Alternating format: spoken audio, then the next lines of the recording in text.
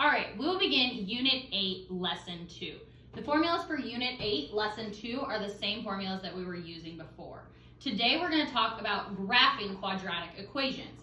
So in order to graph something, we need to have it in standard form. That way we can figure out the axis of symmetry. Then we'll figure out the vertex, and then we'll plug in a bunch of numbers, and there we'll have a graph. So the steps are to find the axis of symmetry, step 1. Step 2, find the vertex. Step 3, fill in a table of values using a graphing calculator. We don't have a graphing calculator, but we're going to do this the long way, and we're going to survive. Step 4, graph. Something to remember is the domain deals with x values, and the range deals with y values. So if you need to pause me and write down that the domain deals with x values and the range deals with y values, you can go ahead and do that. So we're going to begin with practice question number 1, which is right here. Notice how all for this we have is ax squared, because we just have an x squared. And we know there's an imaginary 1 here. So the very first thing it asks us for question 1 is to find the axis of symmetry. Well, we know the axis of symmetry is found by using this equation. And we can still use this equation just like we did in the previous lesson. There's no b here, and there's no c. So when we fill it into here, we have x equals negative b. Well, there's no b, so we're going to use 0 all over 2 times a, which is 1. So we end up with negative 0 over 2, which leaves us with 0. So our axis of symmetry is at 0. If we take this 0 and plug it in, we end up with y equals 1 times 0 squared, which leaves us with y equals 1 times 0, which leaves us with y equals 0. So our vertex for this equation is at 0, 0. So when we're talking about quadratics, our domain is always going to be all real numbers. Because if you think about it, domain deals with x values. You have a parabola that opens up this way, or maybe this way, but the x values are along this line. Well, this parabola is slowly getting bigger and bigger and bigger, which means your x values are all of those values. So for domain, we have all real numbers. Okay? And all real numbers is written like that. That means all real numbers. And when we want to talk about the range, we always are going to put y is, and we need to figure out what it is. So that kind of takes us all the way back to here. Okay, so when we talk about this, we know that the graph of this is going to be facing up because it's a positive number, right? This is positive, so our parabola is going to be up. So we know our vertex is at 0, 0. So range is what we're trying to figure out right now, and range deals with y values.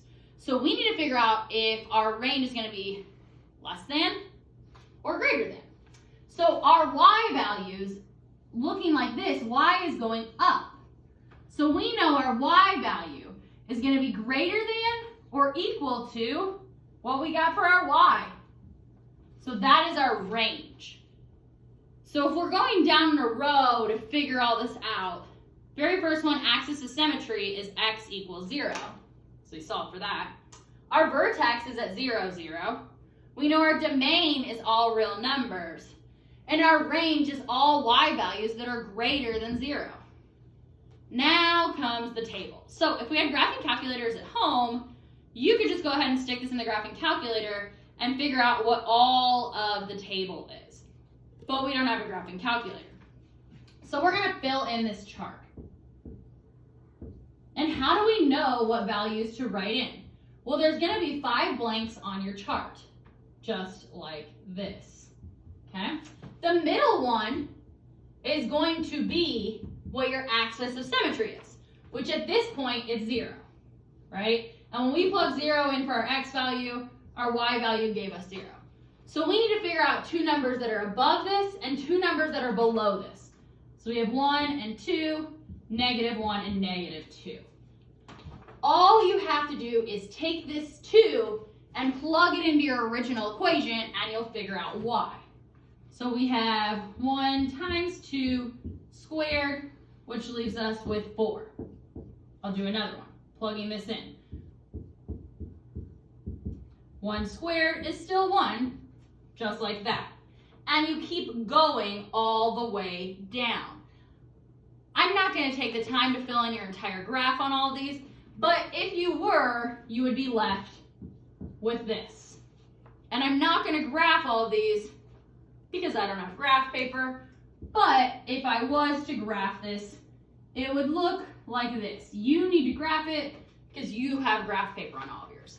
Look at this. Over here, we already knew that it opened up and the vertex was at 0, 0. With my sample graph I've made, it's opening up and the vertex is at 0, 0. We'll begin number 2 as soon as I'm done erasing this. You could start by sketching a sample graph or figuring out where the axis of symmetry is all on your own, and then when you watch this, you could check your work.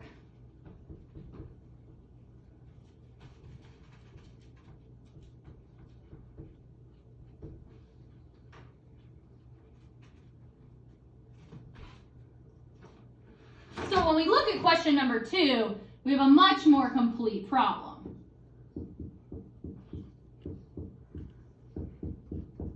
This looks more like the standard form that we're used to looking at. And so the first thing we need to figure out is our axis of symmetry. So we're going to plug it into this equation right here. So we have x equals negative b, which would be negative 2, over 2 times a, which is an imaginary 1. So when we solve for this, we end up with x equals negative 1. So our axis of symmetry is at x equals negative 1. Now we need to figure out the vertex. So we're going to take this negative 1 and plug it in.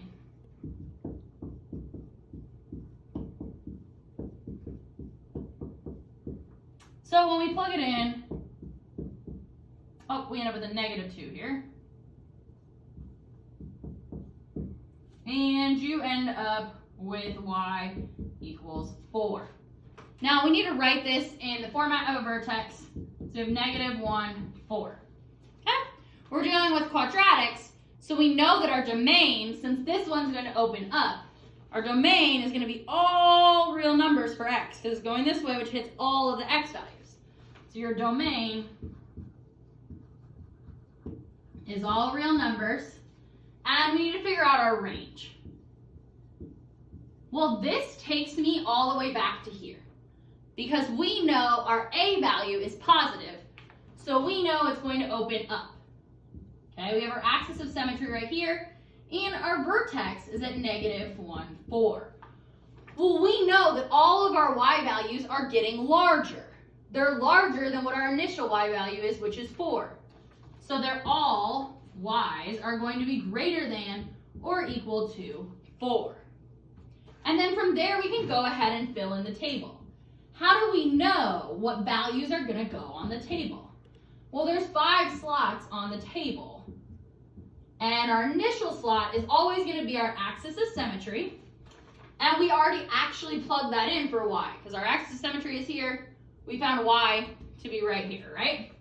So we found y to be 4. So we need to find ones above this, and we need to find ones below this. Just like that. So we have 2 above, 2 below. Okay? And then you're going to take it and plug it in. For this example, I'll plug it into the very first one. You're going to have to plug it into all, but I know you don't want to watch me plug it into all of them. So right now I'm going to plug in 1 for the x value.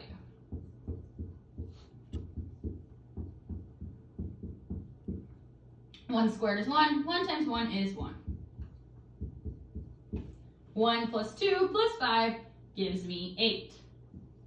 And I can keep going and filling in this table.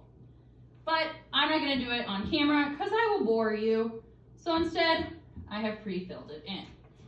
Also, again, I do not have graph paper, but what I can tell you right now is I'm going to do a simple sketch, and you can go ahead and do the sketch on your own paper and actually do it.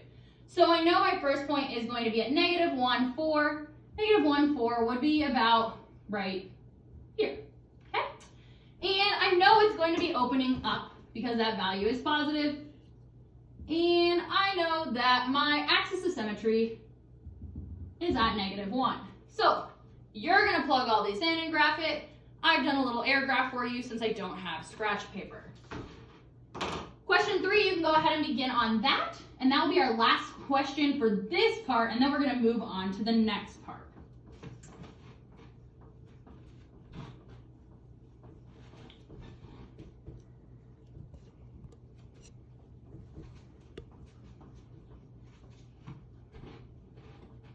So question 3 looks more complete. So we have y equals negative x squared. So we know it's going to open downward like a sad face because it's negative. And from there we can go ahead and plug this in to this equation. Negative b and negative 8, two negatives would make that a positive 8 over 2 times a. A is an imaginary 1 right here. So we get 8 over negative 2, which gives me an x value of negative 4. So our axis of symmetry is at negative 4. We need to figure out where our vertex is, so we need a y value. So I'm going to take and plug it in.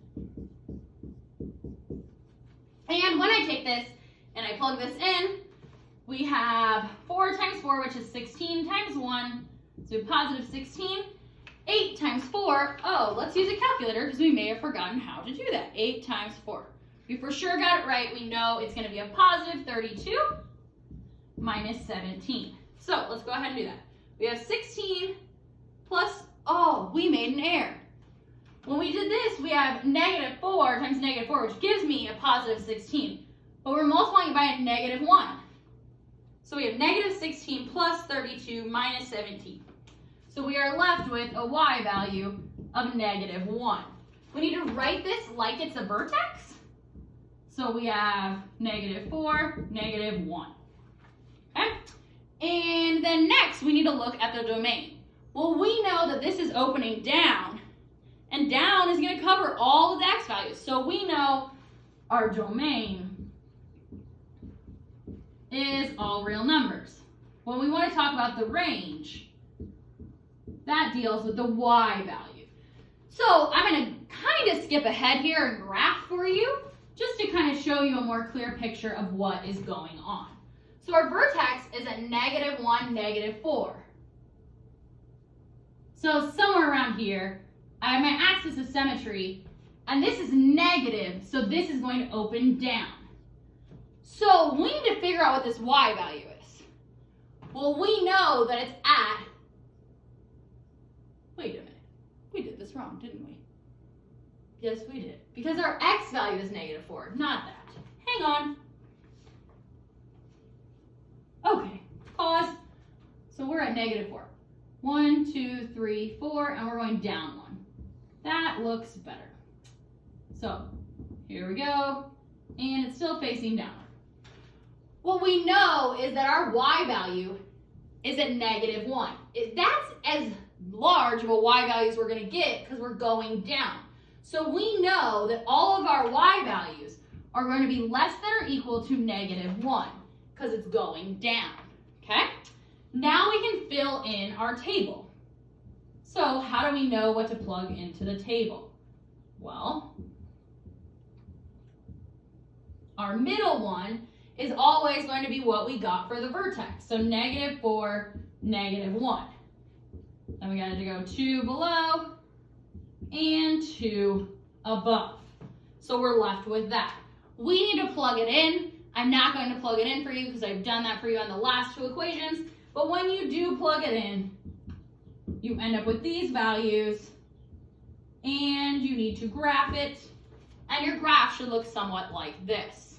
All right? So now we're going to flip through the notes sheet, and we're going to start on the page that says Analyzing Quadratic Graphs. So they're kind of working backwards here. They give you the graphs, and then they want to know a bunch of information about those graphs. And at first glance, this sheet might actually seem like it's hard, but I think you know a lot more than you think you do.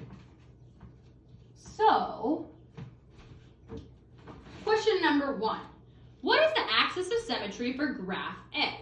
Well, the axis of symmetry, remember like when you were a kid and you drew those hearts and you folded the paper in half, it's where can I fold the graph in half at? And I can fold the graph in half at x equals -2. Now we need to figure out the axis of symmetry for graph B.